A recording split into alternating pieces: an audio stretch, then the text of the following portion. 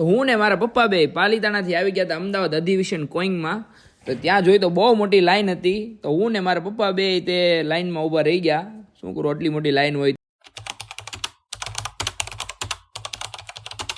તમને કેવું લાગ્યું આ અધિવેશનમાં આવીને કે જે જોવાનું બાકી છે? અંદર હજી એન્ટ્રી આપણી છે બાકી છે, બહુ ટ્રાફિક છે અંદર. પછી એન્ટ્રી કરીને પછી અંદર ખબર પડે. કાકા કયા ગામથી આવ્યા તમે? બાલા. કાકા કયા ગામથી આવ્યા તમે? કલોરથી. કયા ગામથી આવ્યા તમે?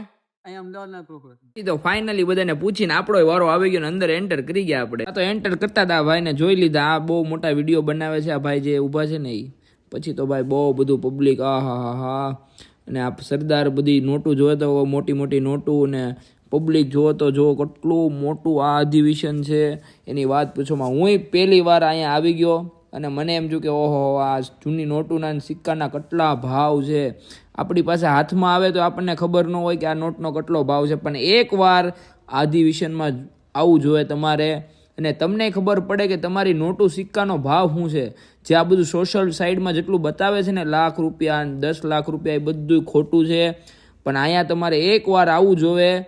મારા પપ્પા તો 10 વર્ષથી આ વસ્તુનો ધંધો કરે છે અને બધું બિઝનેસ. અને જે સોશિયલ સાઈડ ઉપર ખોટું કેસ ની આ બધાના ફોટા જોઈ લો તમે. તમને અધિવેશનમાં આવીને કેવી મજા આવી? બહુ મજા આવી. જાણવા બધું મળ્યું, શીખવા. એકવાર આમાં આવું જેવું જરૂરી. એકવાર અહીંયા આવવું જરૂરી છે. કોઈને સિક્કાનો જો શોખ હોય તો એક વખત આવી તો અધિવેશન ભરાય છે.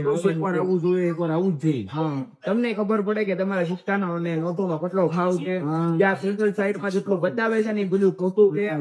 એના ઉપર નો ચડો અને ડાયરેક્ટલી તમારે જોવે